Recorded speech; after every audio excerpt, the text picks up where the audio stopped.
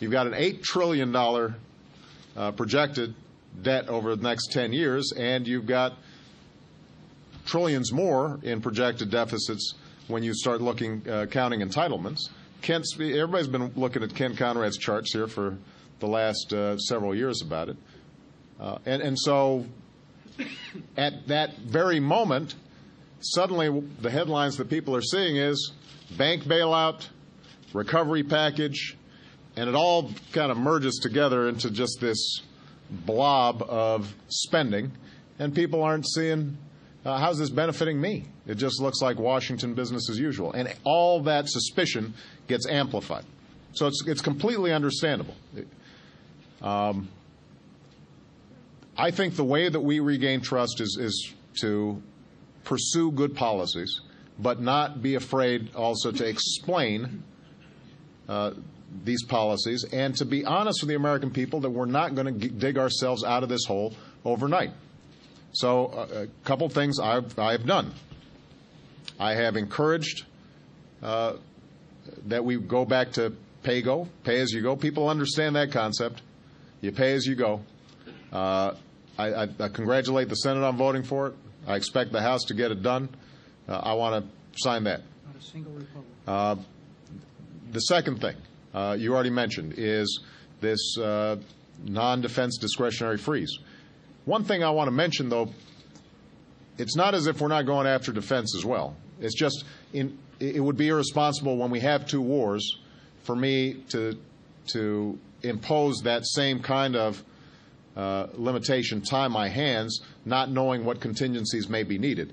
But if you look at what Bob Gates has been doing in the Defense Department in really going after some sacred cows over at the Pentagon, he's been serious about it. We've already saved billions of dollars. We intend to keep saving billions of dollars more on that front as well. We've already proposed $20 billion worth of savings for this year by eliminating and consolidating programs. Last year we proposed $17 billion, and we were poo-pooed. Some of the editorials were all, 17, this is a pittance. Only in Washington is $17 billion a pittance. But it also indicates one of the dangers that we have is that you've got to chip away at this problem. So every dollar counts. The work that Claire's done on auditing, if we can squeeze out $5 million here, $10 million here, make this program work a little bit better, over time it creates good habits. And it starts exercising the fiscal restraint muscles in ways that won't affect programming for people, but will affect our bottom line. So we're moving aggressively. We hope this year we get that stuff done.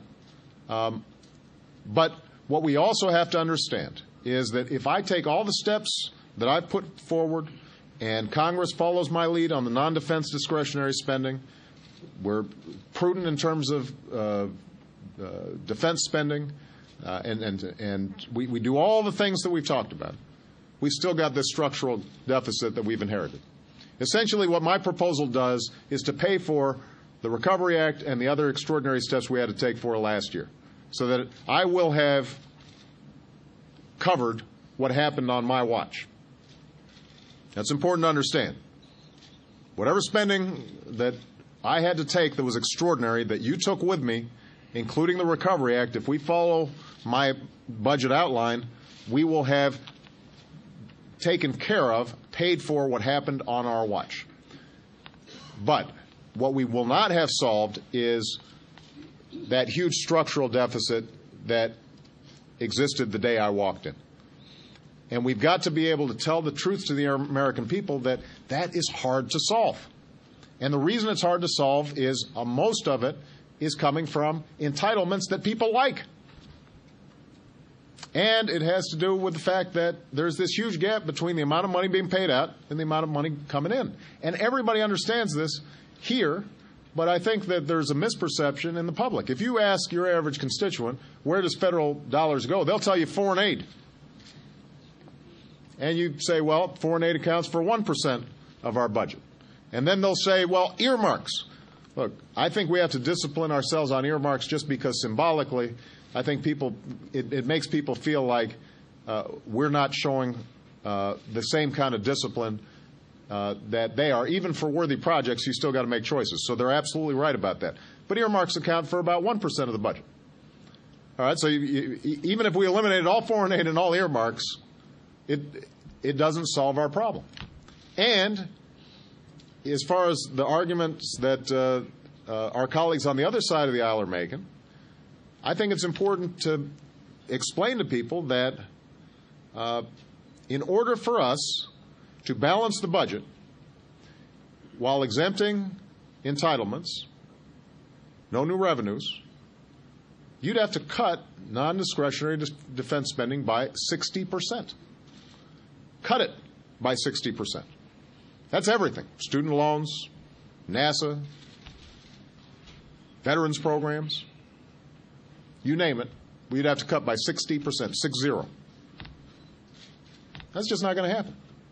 That's why we called for the commission, because we've got to look at some tough, long-term policy objectives. And that's why we've got to, and I will personally do this, I will say to my Republican friends, I want to solve it. I don't want to play politics on it, but you've got to step up.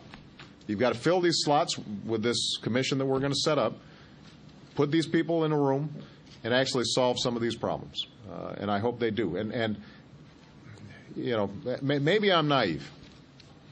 I'm still counting, Evan, on the notion that good policy over the long term is good politics. If you do the right thing and you explain it clearly and you do it openly, I'm confident that the American people, you can have an adult conversation and say, this is not going to be easy, this is not going to be painless, we're going to be struggling for a while, but our future is bright. And if we show the same grit and determination that previous generations have shown, I have every confidence that we are going to have a 21st century that was the American century just like the 20th. All right? Thank you, everybody. God bless you.